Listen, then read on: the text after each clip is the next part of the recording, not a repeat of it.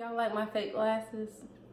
I was gonna keep them on, but I cannot. I was not going to torture y'all with this ring light, the glare. I'm gonna make y'all look at the glare. Just kidding. I'm gonna take these off and jump into the video. What's up to all of my bosses, future bosses, and aspiring bosses? I'm the head boss in charge, BeBe Nycole. Welcome back to my YouTube channel, and for the ones that are new, welcome.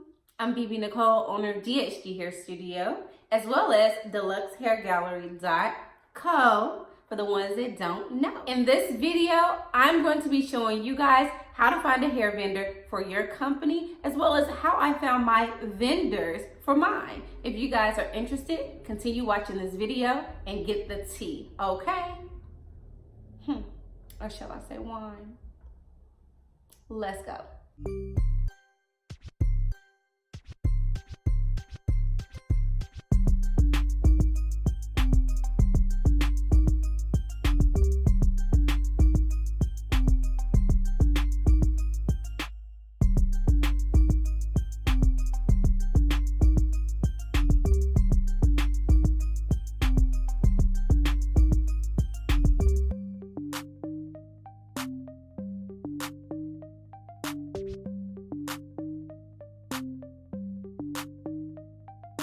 Welcome to another video in my Building Business with BeBe series. Really quickly before we get started in this video, I want to do a quick disclaimer. I am going to talk a little bit in the beginning of this video because my channel is fairly new and I'm still introducing myself to my subscribers. So I will be speaking a little bit in the beginning of the video, but I will put a timestamp so you guys can jump ahead to these tips to help you find your vendor. The last and final disclaimer, I just put this information together to help guide you to finding the perfect vendor. Just know that you have to do your own research, and nothing in this video is enough to just make your career take off. You have to put in that work. If you lack the knowledge or the motivation to do these things for yourself, you simply may need to take a look at hiring someone.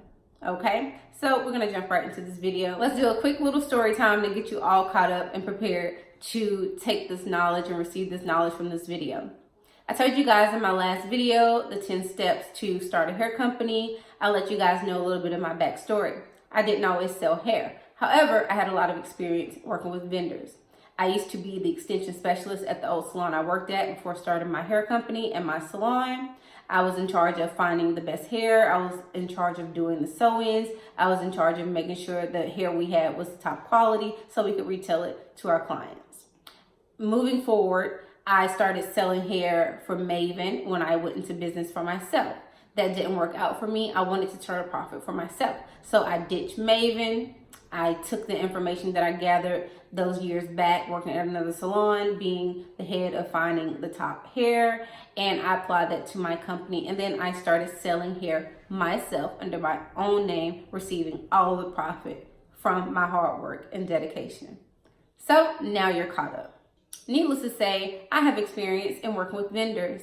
So I just took my information that I gathered over the years and kind of condensed it into this video. I hope you guys enjoy the content.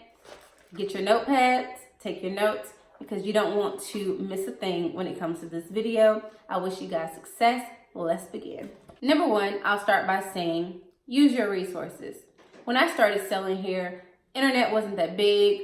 You know, we didn't have all of these social media platforms, and we didn't have all these vendors throwing their product in your face. I'm sure you guys can relate to that. But I had to do a lot of research. I had to, send emails, see hair over pictures and all of that. So I had to really just immediately start purchasing hair and then deciding if I'm going to work with it, because I didn't have the luxury of seeing every single thing that they had to offer. I actually had to make purchases, try out the hair, and hope that it worked out in my favor and I didn't lose money. You guys have an advantage because you have the web, you have the internet, you have Instagram, you have Facebook, you have YouTube, you have all these resources, as well as other YouTubers that are pretty much spilling the beans and giving you all this information for free or at a cost, aka a vendor list. We won't get into that in this video, but you have more options than the typical person had when starting a hair company a few years back. So just know that when dealing with these websites and when dealing with social media to find your vendor, you do have to be a little cautious. However, for the most part, you have all of this technology. You can FaceTime, DM. You can see this product before you ever touch it. You have a big advantage. No matter whether you want lipstick, lip gloss, eyelashes, clothing, shoes, bags, you name it, there's a vendor for you. And with these resources, you have access to these vendors. You have this information at the drop of a dime. With the click of a button, you can find all of this information out just like that. Take advantage of that. You have basically a cheat code. You get to skip over a lot of that hard digging and hard work that people had to do just to find a vendor. You have all these vendors at your fingertip. You just have to do the research and get to know these vendors by using the other steps that I'm going to lay out for you. The next important thing is to have standards. You create the standard for your product, for your company. You create the standard, not the other way around. The vendor doesn't create the standard for you. Know what you want to sell, envision it, know how it's going to feel, know all these things so you can avoid wasting your time and wasting your money on products that don't represent your company and don't live up to the standard that you have in mind for your brand. Know that the standard that you have for your company can make or break your company. Another important tip to know is to have a variety of vendors. You've used your resources, you're doing your research, you're finding different vendors for the things that you want to offer in your company. You found these vendors using hashtags, etc. I can back up really quick. When talking about your resources, you also have resources like hashtags. Use those hashtags when you're on the internet and on social media to search for your vendors. Okay, now back to what I'm talking about. Have a variety of vendors. Know what you're selling and know that each vendor has a list of products that they offer. Know that each vendor has different quality of products that they offer. Never put all of your eggs in one basket. I have vendors for straight and wavy hair, and then I use a totally different vendor for curly and kinky hair. I also have a whole nother vendor for another quality of hair. I have a white label and a black label. That is your standard, that is your raw. I have 2 different vendors for 2 different quality types. That doesn't even get into the texture types, okay? So never put all your eggs in one basket. Have a variety of vendors. That's pretty self-explanatory. I hope you guys are following me and I hope you understand. So you may try curly hair from a vendor. You may try straight hair from that same vendor. Their straight hair may not be as good as the curly. Ditch the straight hair, keep them from curly, okay? Move through those vendors, have the same process of elimination, and select your main vendors for the products that you're then going to sell, okay? The next important thing you want to do is start using these vendors. You have these resources at your hand. You have FaceTime, you have Facebook Live, you have Instagram Live, you have YouTube Live. You can see this product before it gets to you. You can already see it. That's an advantage that you guys already have over people who have started their company from scratch and didn't have all of this technology. Start looking at the product, start setting up meetings with your vendors so you can see the products, get their information, their cell phones, their emails, start exchanging information back and forth, start getting those pricings, start getting those minimum order quantities, start getting the amount of inventory they keep in stock, start getting pictures of what you want. Also ask them for stock pictures so you can promote it and put your logo on it until you get the product yourselves, and then start taking your own pictures and putting your own kind of swag on it. So start using your vendors, start purchasing right away. Just take your time. Again, you already have a standard. If they don't meet your standard, you're using the process of elimination and you're not even purchasing from them. You're not wasting your time. You're not wasting your money. Get on these FaceTime calls, get on their social media. Just start looking at that product and deciding what you're going to order. Most vendors let you order samples. So get your samples going and, start wearing your product, start getting your product on people after you've worn it and approve it. Just start going in that direction so you can get more business, okay? And I kind of already said the last step in finding a vendor. You got to start wearing this stuff. You got to start trying it out. If you're a man or if you're someone who doesn't actually use the product that you're selling, but you know that the market needs what you're selling, you need to start finding people that will use what you're selling. You can call that a brand ambassador. You can call that, muses, whatever you want to call them. You need to get your product out there. You need to get people testing your product. If you can't test it yourself, you need to get their feedback and make sure you get a variety of people, not just your friends, not just people that are happy to get stuff for free. You want this process to be very critical. You want honest reviews because it can make or break your business brand, okay? You don't want a bunch of yes people. You want them to be thorough. You might want to, if you sell hair and you're getting a brand ambassador and you don't wear hair yourself, let's just say you don't wear hair.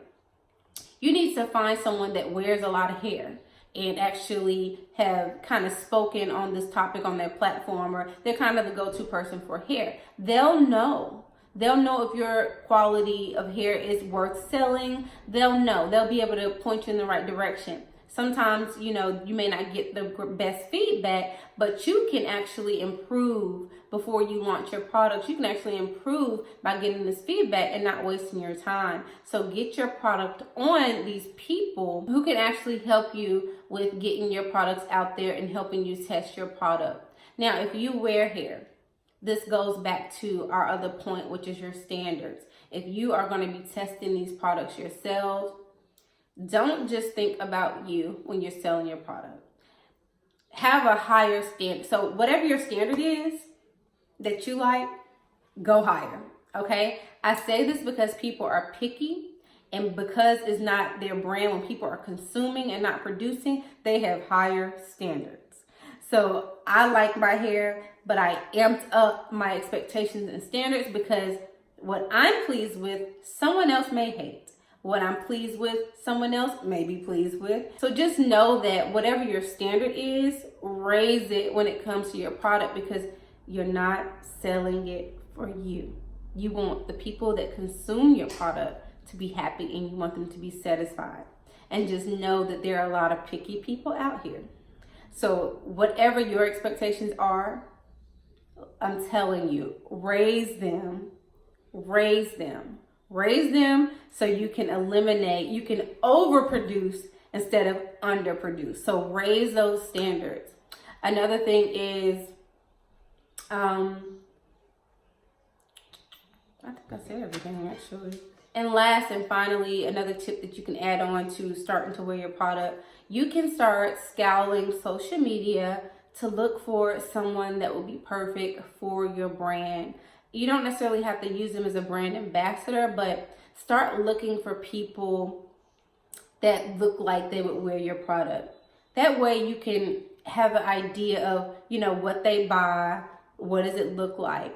Because if they're already buying these things and your product can match these things that they're selling, the other competition, you might want to make sure your packaging is up to par, because this particular person may like a lot of detail in the actual package. You know what I mean? So start looking at potential customers, seeing what they buy, seeing what they like, so you can mimic your brand around it. Not copy, but just get some inspiration to how you want to finesse your brand. Because I always look at what I want to sell, and I look at the people that's wearing it, and they like good packaging. They have a look. Also, even if you don't believe in all that glamorous over the top stuff, when you're presenting your brand, unless it's a simplistic, wholesome brand, you want to produce it and market it how it looks so it can catch the eye of the potential client.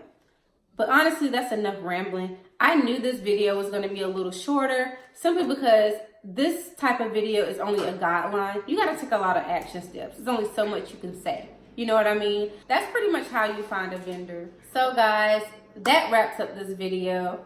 I already knew this video was going to be a lot shorter than my other video, which is how I sold over 10K plus in hair sales.